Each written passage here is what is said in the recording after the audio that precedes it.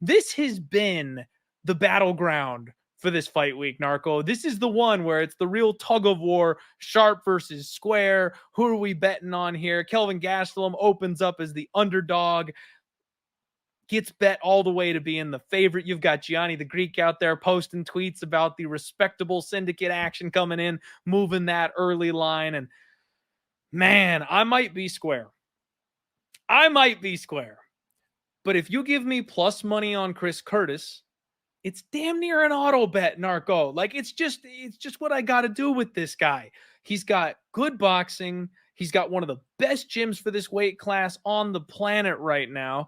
He's got a hook from hell. He roasts people's ribs. He doesn't knock people out with headshots. He destroys your body and takes your will to live over the course of 15 minutes. And that's how he gets you out of the cage. He's getting better, it seems like, making some adjustments. The one thing that we worry about with Chris Curtis, obviously, is the Jack Hermanson fight. If you're going to refuse to engage, if you're going to stick and move, if you're going to put a jab in his face and run around the cage, he will lose a technical scorecard decision that way. But I don't think that's how Kelvin Gastelum fights. I mean, even training over at Fight Ready with the game plans that they come up with, I don't think we're getting stick and move KG, Narco. He's a volume guy.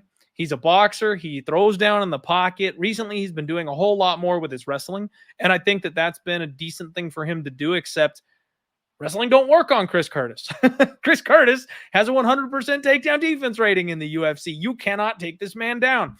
So even though Kelvin Gastelum may come in, pin this guy up against the cage, try to slow him down, I worry just a little bit that he might get out-volumed by Kelvin Gastelum.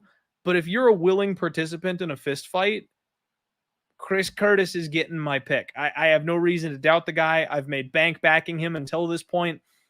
Why would we stop and not go back to the well? Maybe I'm stepping in the bear trap, Narco. Maybe I'm putting my foot right fucking in the center of that thing and I'll cry about it. Haven't bet it yet because I want to see how high this number will go.